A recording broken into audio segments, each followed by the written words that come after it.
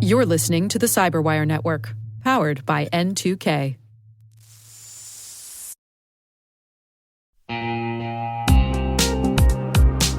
Hey everybody, Dave here. I've talked about Delete Me before, and I'm still using it because it still works. It's been a few months now, and I'm just as impressed today as I was when I signed up. Delete Me keeps finding and removing my personal information from data broker sites, and they keep me updated with detailed reports, so I know exactly what's been taken down. I'm genuinely relieved knowing my privacy isn't something I have to worry about every day. The Delete Me team handles everything. It's the set it and forget it peace of mind.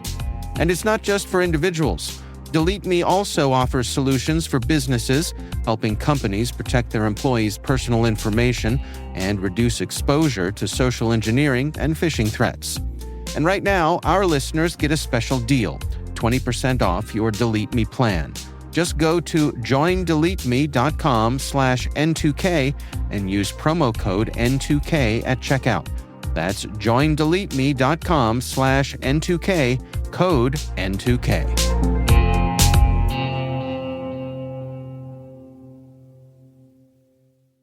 Test, check 1, 2.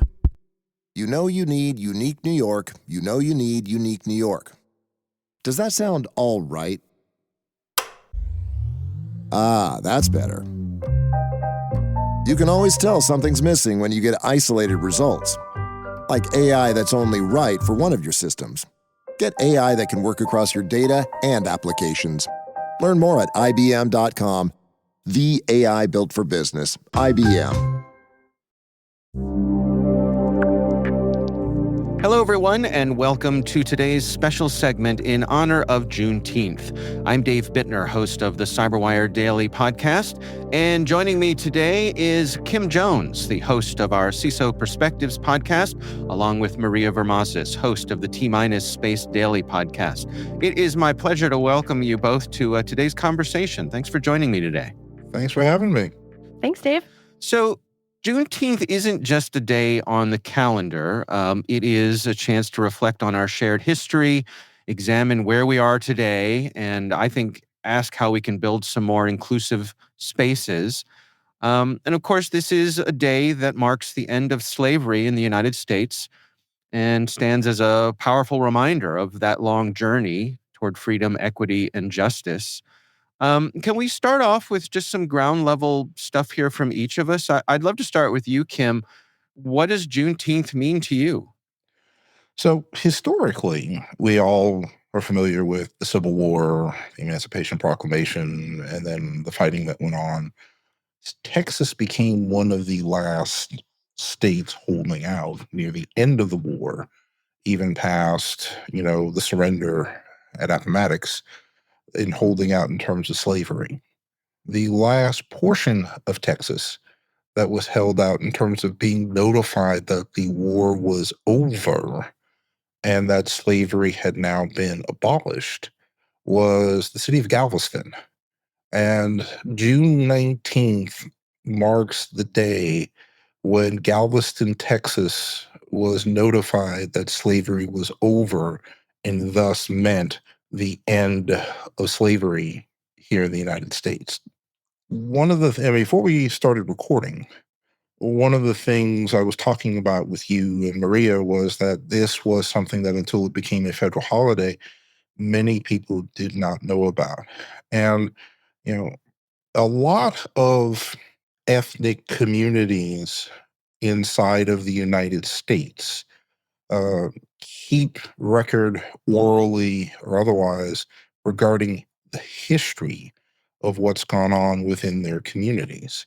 Maria, you mentioning that, your Greek heritage and the Greek community, Yep. there are, amongst the African American community, there are pieces of history that aren't taught within the common framework. The history of Black Wall Street being burnt, I believe it was Oklahoma City, back during the Depression. And Juneteenth is another piece of that history that amongst the African American community, it's been an important and celebrated day that just came back into prominence once the federal holiday was declared. So it has significant meaning for me in terms of not only remembering that there's history out there that gets buried, that gets whitewashed, that gets forgotten, and seeing this history brought back into the mainstream for me is, it warms my heart. Um, Kim, so in terms of like lifelong awareness of this, because I think something Maria and I have in common is generally ignorance of it. Like I Yeah, was not aware that Juneteenth was a thing until same it here. became a Yep, federal holiday. Hmm. yep. I Um, will absolutely fess up to that. I'm No, no, entirely in no. that And camp. as Yep. I said earlier, it's not something to feel bad about. It gets back into that oral histories within varied communities. And it's particularly in, so here's let me take this back a little bit. I'm old enough to remember the publication of Alex Haley's Roots and LeVar Burton in his breakout role before Jodie LaForge as Kunta Kinte within Yes. that Yep. series. What we don't necessarily recognize or realize is why that was such a big deal is because of the history of African Americans coming over as slaves and families being broken up. It was thought that it was not just difficult, but damnably impossible to put together a lineage on an individual that dates back as they do in other communities within the environment. So the ability for us to keep history, even back 150, 200 years, has been difficult, has been, I won't call it underground because it really hasn't been underground. It's been more a matter of kept within ethnic communities, is not unusual. And we're not unique. Think about towns and cities that have Chinatowns and think about how much we don't know regarding the history and the calendars, et cetera, there. So for me, I've been aware of Juneteenth for decades, because this is part of the history that my father made sure that we did not forget as children growing up. So yeah, it's been lifelong for me. It's been something I've known about for a while. It's been something that I've taken a quiet moment and reflected upon in my adult years before the rest of the world became aware of it. what has it been like for you, Kim, to witness the rest of the United States become aware of this and to see it become recognized as a national holiday? This gets to the point we were talking about beforehand in terms of how meaningful a discussion do you wish to have, Dave? And I want to ask you that question directly before I answer the question you just asked me. Because Uh, depending on how meaningful you want to get, there are a multitude of answers I can give you. well, I'd say don't hold back. All right, then. Um, you know, on the one hand, and I'm probably going to give you partly an expected answer and partly an unexpected answer. The expected answer, and one that I'm wholly, support, agree with, and pleased with, is this level of recognition of this part of our history within the environment for me is a great and wonderful thing. It is recognizing that there are portions of our society that it is not necessarily pleasant for us to remember that we treated in a subhuman fashion. I would argue are still, and I'm not just talking African Americans treating in a subhuman fashion, and recognizing those struggles and celebrating, our triumph over those struggles for me is an absolutely wonderful thing. And that's the expected answer, and it's one that I wholeheartedly agree with. Partly the expected answer is also we are now living in a time where we're seeing a backlash against that recognition. We're seeing um, we're seeing oppressors claim oppression within the environment. We're seeing um, terms like diversity, equity, and inclusion being used in some cases to mask a resurgence of prejudice and bigotry.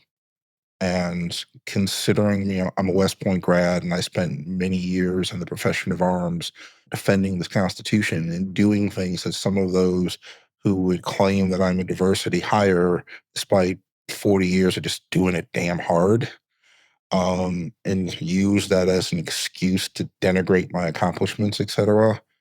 There's no better way to say it pisses me off to no end. Now, the unexpected answer is that I've got to admit that part of what we're going through is deserved. And it's deserved because in typical human fashion, when we swung the pendulum, we didn't swing the pendulum to the middle. We swung the pendulum absolutely to the other direction. We didn't go towards an environment where everyone was being recognized for the content of their character, to quote Brother Martin, but we went to the environment where we castigated, vilified, white men, for lack of a better term. And I would sit on diversity panels for many years and saying, we're missing somebody. Here's the minority, here's the female, here's the transgender individual. Where's the white male? It's not exactly like they're the enemy guys.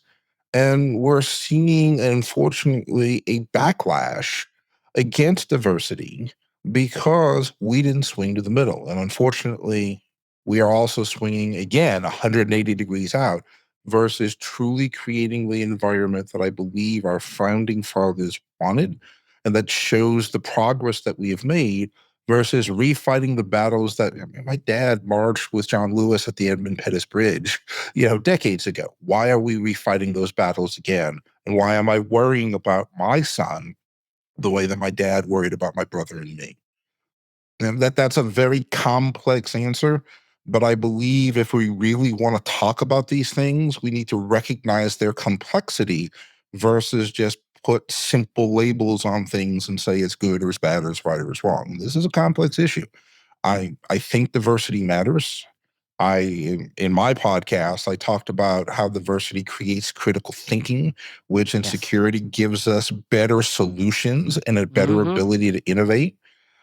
I talk about a little bit about the reason that the numbers have gotten better and we've seen the results not only of the numbers, but of the innovation that has happened is because we put focus on it. I think those are good things. And swinging away from that, I think will have an adverse impact on our ability to ideate, to innovate, and to solve within the cyberspace. I think it's hugely important.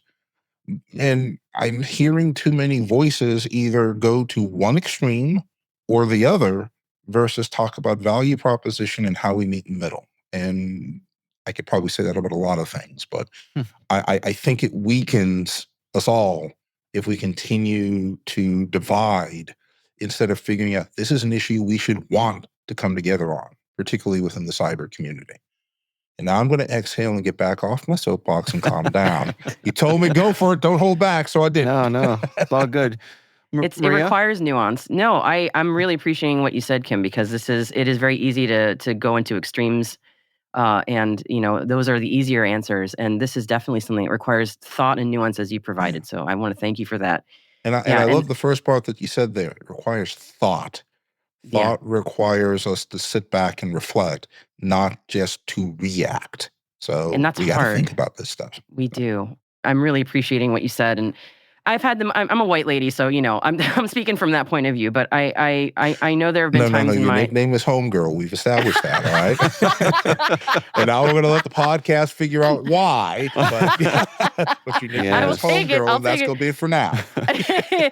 There have been times where I've been the only woman in the room, and I couldn't help but wonder: is the reason I'm the only woman in the room because I'm like the token diversity lady here?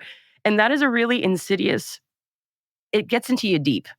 That wondering, like, why am I actually here? Am I here because of my expertise? Do I provide value, or am I just good optics for somebody? Am I like a convenient?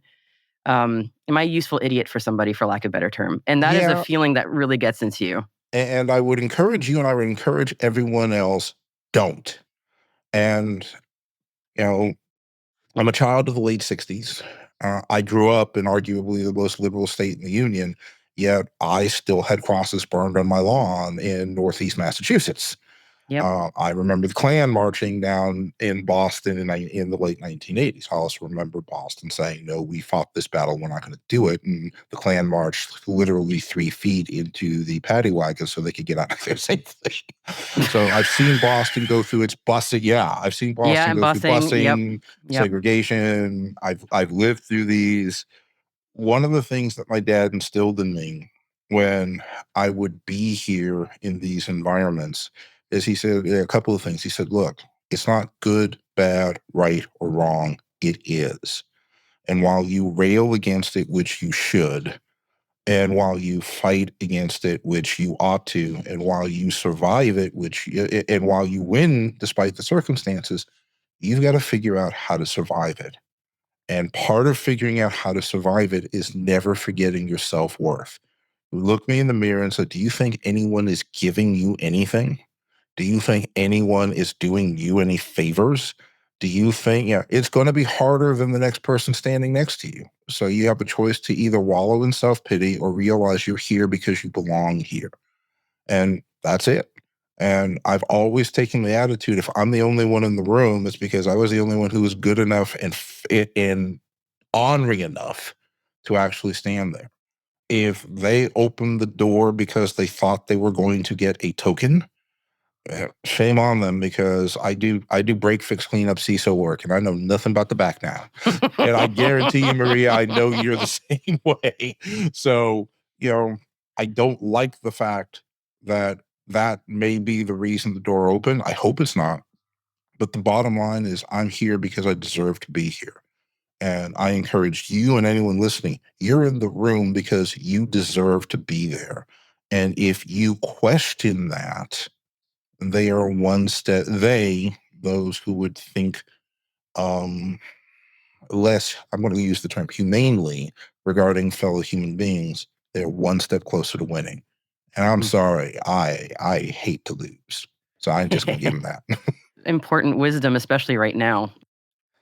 Let me ask you this, because I'm sure there are folks listening to this, and it is every time we enter this avenue of discussion, we get letters, and people say, "Hey, here you go again, that woke cyberwire. Stay in your lane. Your lane is cybersecurity. Why are you getting into politics? Stay in your lane." I think that's an outdated thought these days. It would be easy for me to say, yeah, I agree. But these are all nuanced conversations. So, a shameless bit of self-promotion that answers the question is to ask people to listen to episode 6 of CISO Perspectives. Episode 6, I took on diversity. And I said, does diversity matter in cybersecurity? And I thought long and hard before I did that episode, because there would be presumption as an African-American male and one who remembers when there were only 27 African-American CISOs in the United States. We all knew one another, and remembers those things, that I was attempting to make a political statement.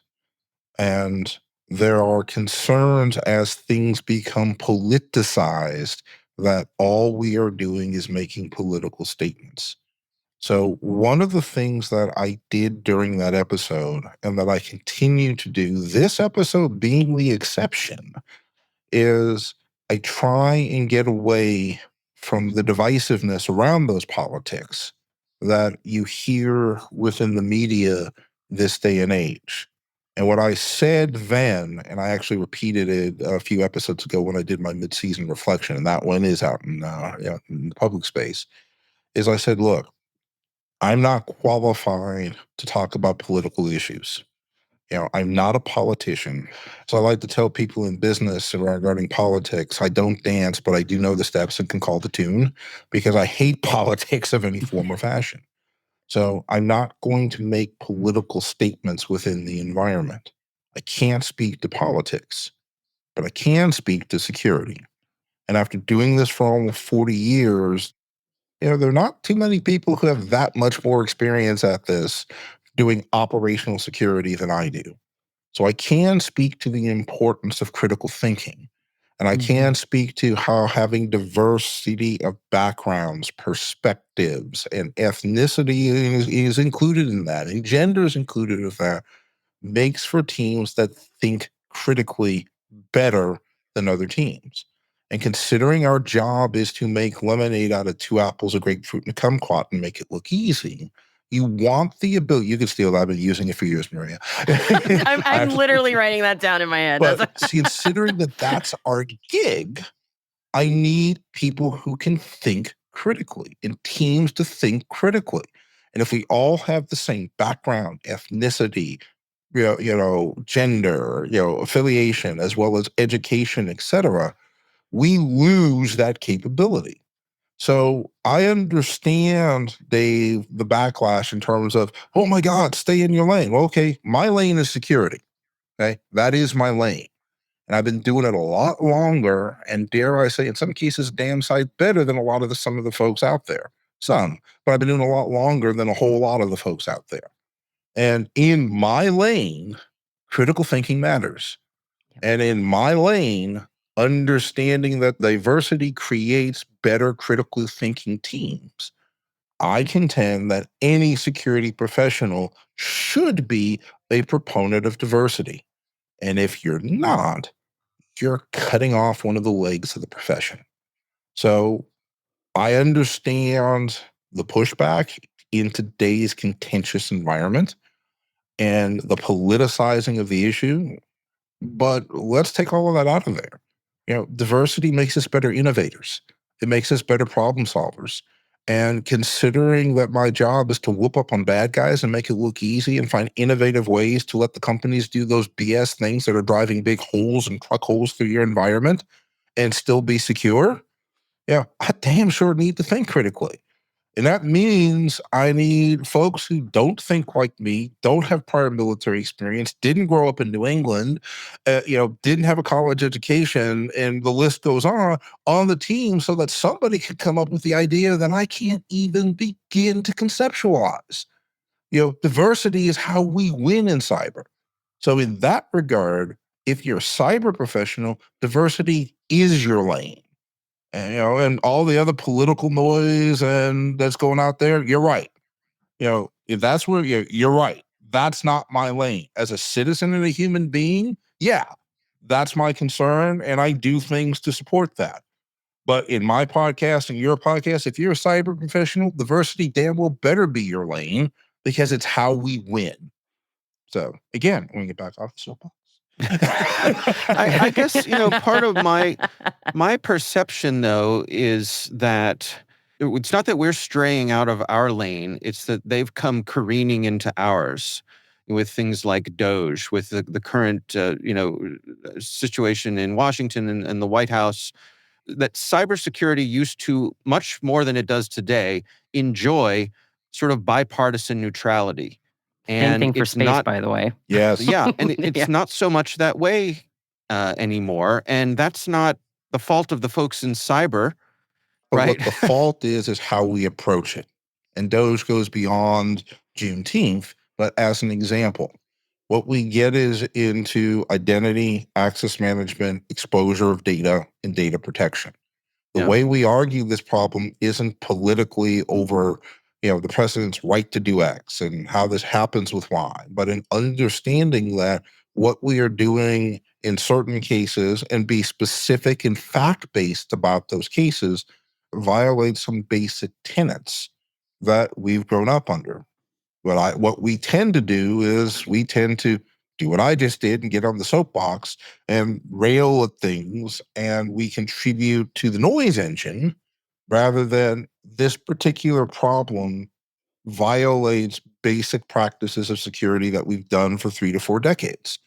And if you wish to do this, which is your right as commander in chief, or is your right as the government, and those conversations as to whether it is or ain't are well outside of my wheelhouse, then I have a right as not only a private citizen, but as a decades old cyber professional to ask, what the hell are you doing to take care of these concerns? Yep. And that's not a political statement. I'm a cyber guy. I should be asking those statements. because my customers are going to ask them of me. So I'm your customer.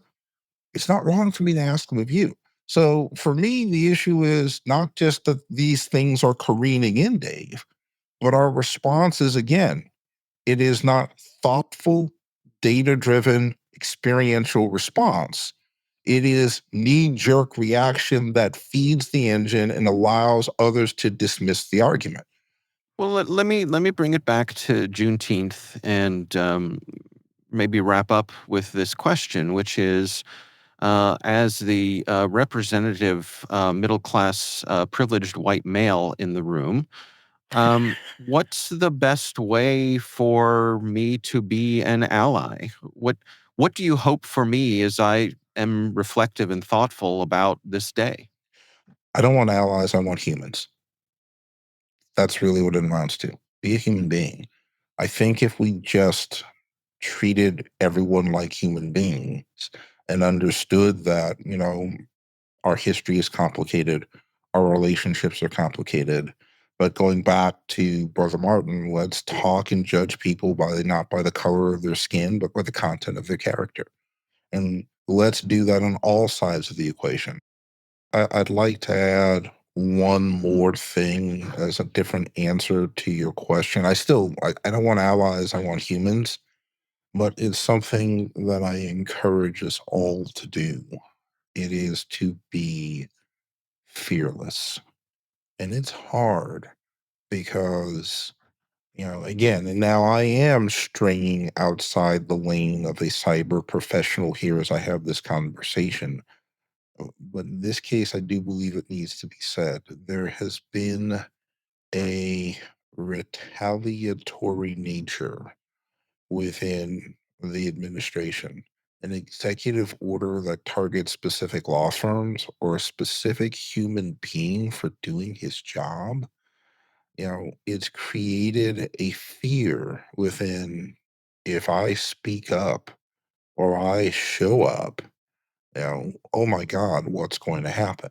It's created fear in some of the organizations that I've affiliated with who are either being quiet or adjusting some of what they do within the environment because they're fearful of losing business or having the full weight of the government potentially come out against them. So I understand it's easy as someone at my end of my career at this point in my life to say be fearless, but that level of fearlessness is how we will succeed. And if you're being factual as you are being fearless, you don't contribute to the noise engine and you force people to think. And you remind yourself that there are other fearless individuals out there. And again, this is beyond cyber, and I admit that freely to your listeners. But and it reflects my personal feelings. I'm an XGI. I'm a West Point grad. I went to the No Kings rally rather than celebrate the 250th anniversary of the service that I was in, with a lot of other old Army guys as well. We were all there, and it was surprising. And I was actually west of Greater Phoenix. I wasn't even at one of the main rallies. And as my wife and I were heading there, there was that, you know, even if it's only two or three of us, we're going to show up and we're going to represent because there's that feeling of isolation because everybody is being quiet, that you are the only ones out there. You are the only ones who feel this way. And when I say west of Phoenix, that there were quite literally thousands of people lining the street, for 2 hours before the sun broke triple digits, but still damn hot out there first thing in the morning. And tons and tons and tons of people just honking their horns and waving signs. It was a reminder that you're not alone. So I urge not only in the larger context, in terms of to answer your question, David, to be fearless, But Maria, to your comment earlier regarding being the only person there, I've had conversations with folks that say, I don't want to take gigs because no one looks like me. And my response has been very, very angry. How the hell is it going to change if you don't show up? Somebody has got to be the first person through the door. And if you're given that opportunity, I'm not saying it's going to be easy, but be fearless. It's the only way things continue to evolve and get better. Back off the soapbox, last time. I'm giving you snaps. Here we go. We're going to close today with a special bit of poetry here. And Maria, this comes from the T-Minus podcast. Can you tee this up for us? What are we going to hear here? Yeah, so this is Dr. Cyan Proctor, and she is an astronaut who was on the Inspiration 4 mission a few years ago, not that long ago. And I got to interview her in person, which was, I think, my first in-person astronaut interview earlier this year. And I asked her to recite the poem that she wrote that was basically what got her on this mission. I didn't actually know what was in the poem, so it was kind of a surprise. It was a beautiful surprise. And so she recited it for me, and here it is. Fantastic. This is Space to Inspire, the poem that won me a seat to space. You've got space. I've got space. We all have space to inspire. That's why we dream of going higher and higher. But what is space if you can't breathe? Let's stop sucking out the air of our humanity. We have a moment to seize the light. Earth from space, both day and night. We have J for justice, to ignite the bold. We have E for equity, to cut past the old.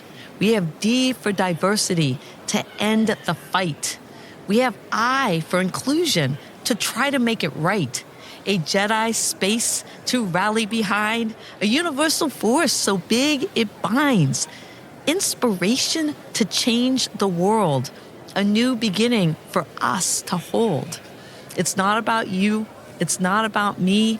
It's about space to inspire for all of humanity. Science, technology, engineering, and math, sending us out on the explorer's path.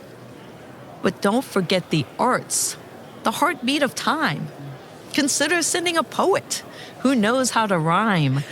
So let us drop the mic and close the capsule door. But please make sure Dr. Proctor is on board. My space to inspire is what we need. Inspiration 4 for all of humanity.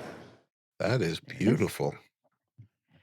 She's an amazing person. And the so glad I sad got to part talk to her. is I was just linked with her by Jennifer, one of the producers, because she lives here in Phoenix.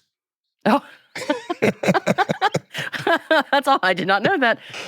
She's amazing. I'm sure you guys will have some fascinating conversations, and I'd love to be a fly on the wall for them. You should come on out. No, you should come on out in October. It's 110 Yeah, I was today. going to say, Don't come out not today. this time of year, right? I'll melt in a New Englandy pile of goo.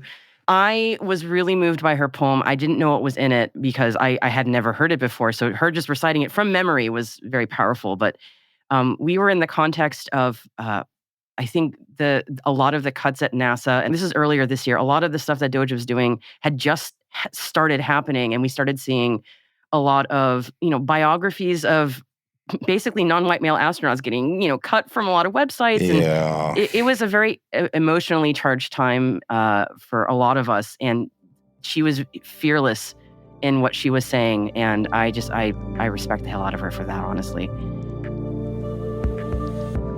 All right. Well, Kim Jones is host of the CISO Perspectives podcast right here on the N2K Cyberwire Network. And Maria Varmasas hosts the T-Minus Space Daily podcast. Thank you so much for taking the time. This was time well spent, and I very much enjoyed it. So thank you all, and thank you everyone for listening. We will see you back here again soon. Take care.